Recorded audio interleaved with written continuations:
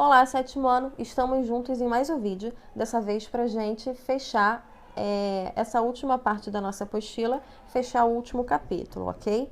E a gente vai começar conceituando o trabalho.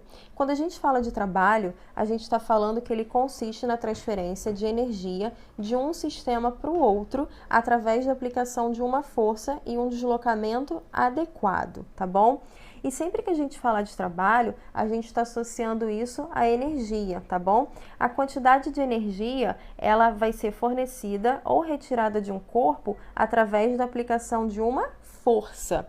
Então, vamos entender o seguinte, o trabalho, ele é dado através de uma fórmula. O trabalho da força, ele é dado através dessa fórmula que está aí para vocês, tá bom?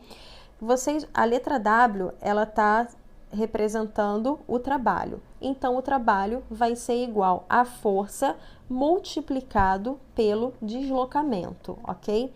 Então, se vocês olharem essa imagem da menina que está puxando essa pedra, que parece ser bastante pesada, o que está ocorrendo aí? Ela está aplicando uma força sobre essa pedra, tá? E vai produzir um deslocamento dessa pedra. Só que esse deslocamento, ele apresenta uma direção, que nesse caso é o quê? Horizontal. Mas em qual sentido? Ela está puxando da esquerda para a direita, ok?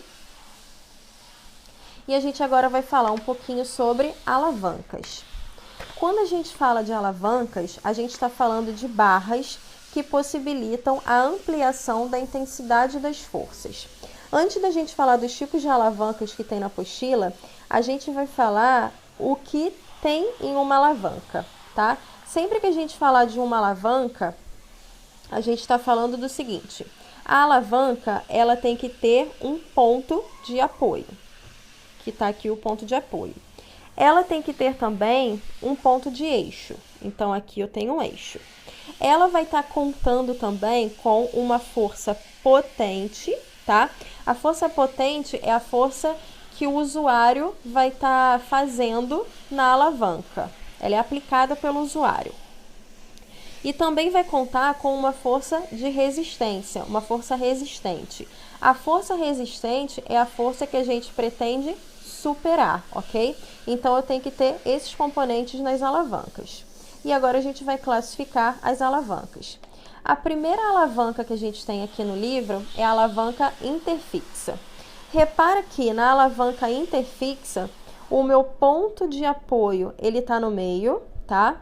A minha força potente tá, nesse caso, no lado direito, e a minha força resistente está do meu lado esquerdo.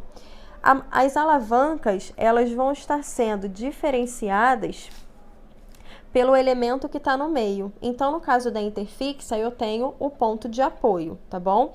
Esse ponto de apoio não precisa estar exatamente no meio, ele poderia estar mais para cá ou ele poderia estar mais para lá, mas ele tem que ficar entre a força resistente e a força potente, tá bom?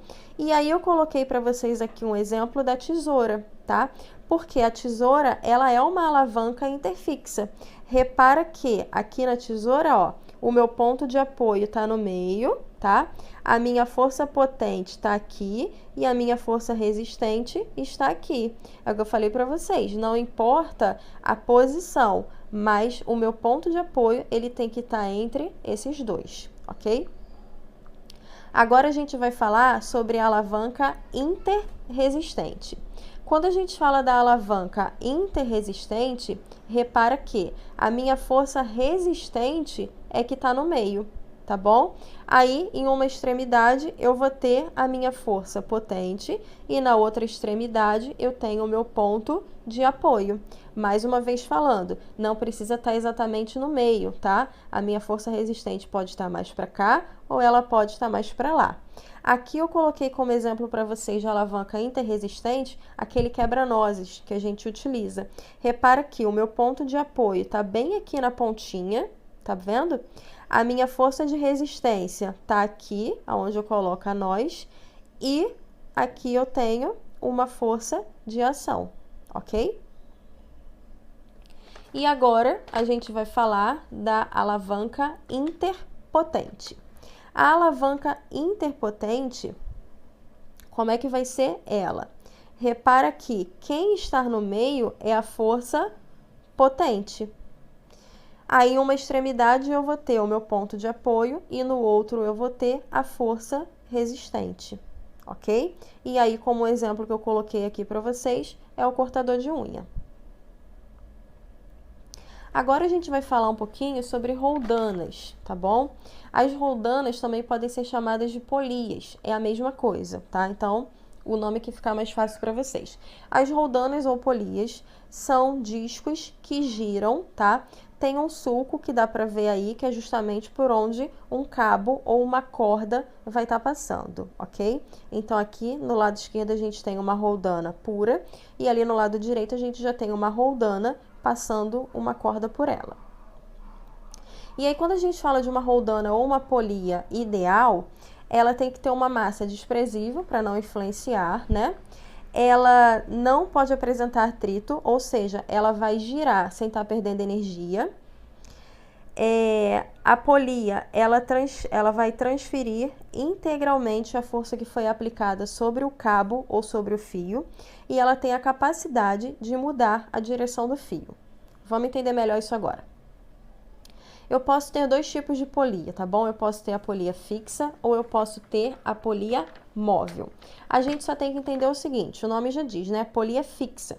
Por que ela vai ser uma polia fixa? Porque ela vai estar presa em alguma estrutura, tá? Digamos aqui que seja o teto, por exemplo. Ela está presa no teto, a minha polia está aqui presa no teto. E a gente tem que entender que quando a gente fala de polia fixa,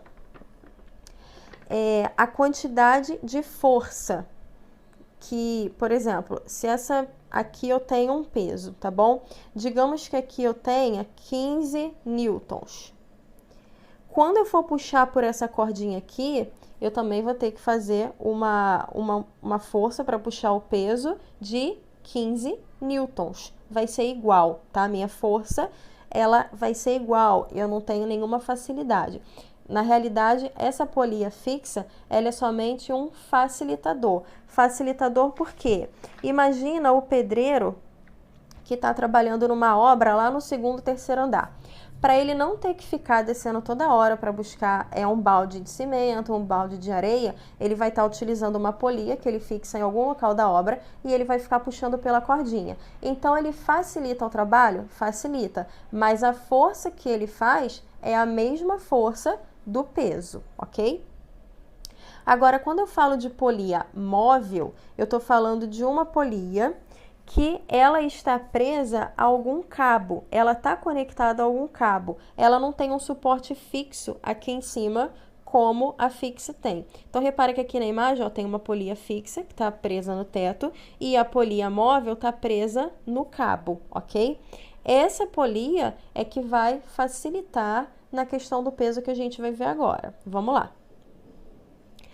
Então, vamos entender o seguinte. Vou até voltar nesse slide aqui. Na polia fixa, se aqui o peso for de... Deixa eu pensar. Se o peso for de 15 newtons, eu vou ter que fazer uma força de 15 newtons, ok? Agora, na polia móvel, isso não acontece. Não acontece por quê? Digamos que aqui eu tenho um esquema, tá vendo? Eu tenho aqui em cima, ó, uma polia fixa. Eu tenho aqui uma polia fixa e aqui eu tenho 3 polias que são móveis, tá? E elas estão segurando esse peso aqui. Digamos que esse peso seja de 120, ok? Aí eu venho aqui e coloco 120. Eu vou ter que fazer uma força de 120 newtons? Não. Por quê? A gente vai seguir essa fórmula aqui, ó. A força que eu vou fazer, que é F, vai ser igual ao peso dividido por 2 elevado ao número de polias.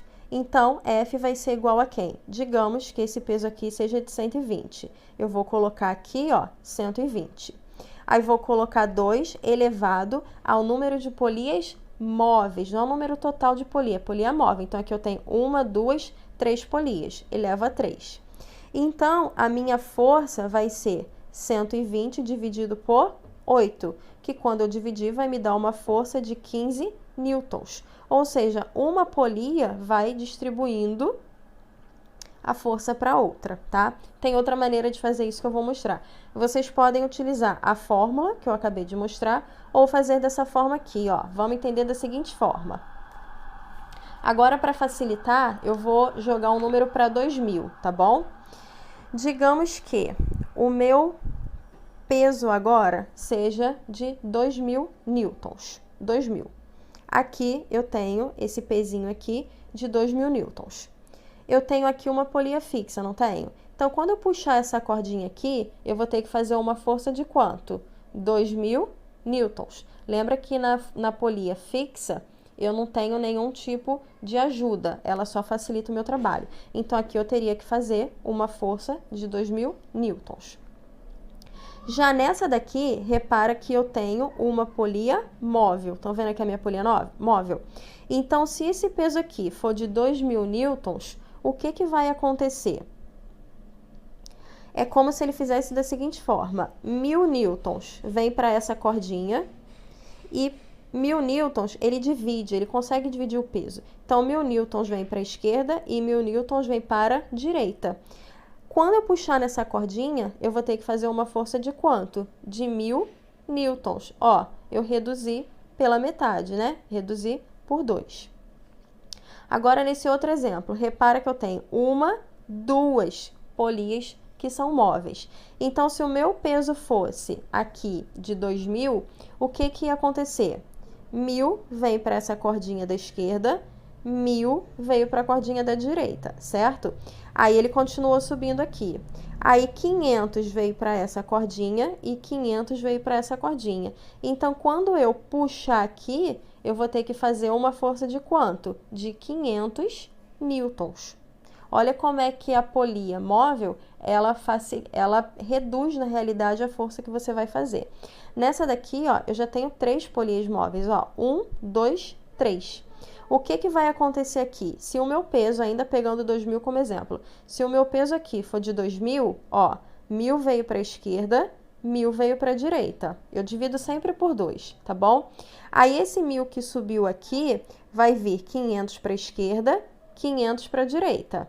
Aí, esse 500 vai subir e vai dividir mais uma vez, ó, 250 para a esquerda, 250 para a direita. Então, eu tenho que fazer uma força aqui de quanto? Uma força de 250 newtons. Então, para você calcular isso daqui, você pode utilizar essa fórmula aqui, aonde a força vai ser igual ao peso dividido por 2 elevado ao número de polias móveis, tá bom? Ou você pode vir fazendo nesse esquema que eu acabei de mostrar, que você vai pegar o peso que você tem aqui e você vai dividir sempre por 2, ou seja, metade vem para o lado esquerdo e metade vem para o lado direito. O resultado é o mesmo, tá bom? Escolha o que for mais fácil para vocês. E agora, a gente vai estar falando da máquina de Etude, né? Cada um fala de um jeito, peço perdão pela pronúncia, tá? Mas vamos seguir no foco principal. Bom, o que vai ser isso daqui? Repara que você tem uma polia fixa, tá bom? E aqui você tem uma espécie de uma corda, ou você tem uma espécie de um cabo, né? E aí você tem aqui, como se você tivesse aqui, 2 pesos mesmo, tá bom? Aqui você vai apresentar 2 pesos. O que a gente tem que entender aqui? Se esse peso aqui do M1, ele for maior do que o M2, e é o que está sendo representado aqui, o que vai acontecer? Você vai fazer com que M1 desça, né? Ele vai estar apresentando aqui uma força, né? O peso dele está atuando para baixo e a tração está atuando para cima. Então, repara aqui nos dois, ó, você tem o peso atuando para baixo e você tem aqui a tração que está atuando para cima, ok? Se o peso do M1 ele for maior do que o M2, o que vai acontecer? Ele vai descer e ele vai suspender o meu M2. Então, eu posso dizer que aqui, ó, eu tenho esse movimento que eu tô falando, certo? Essa força que está sendo apontada para baixo, ela é maior do que a força que está sendo apontada para cima. Caso contrário, ele não seria deslocado, concordam?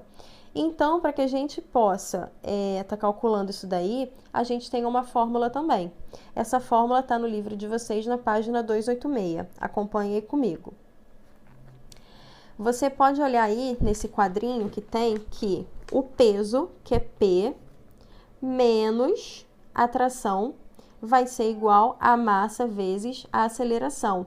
Esse daqui, ó, do bloco 1. Do bloco 1 por quê?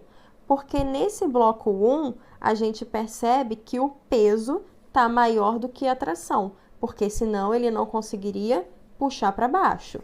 Agora, nesse daqui, ó, que é o meu bloquinho 2, repara que a tração é menor do que o peso. Por quê? Porque aqui a tração está sendo maior. Está sendo maior por quê? Porque ela está sendo puxada para cima, ok? Então, nesse bloquinho 2 aqui, a tração é menos o peso, que vai ser igual a massa vezes a aceleração, ok? Aqui a gente finaliza o nosso capítulo, tá bom? E fica para vocês as atividades referentes a esse capítulo do livro, que vai da página 288 até a página 293. Um beijo para todos e até mais!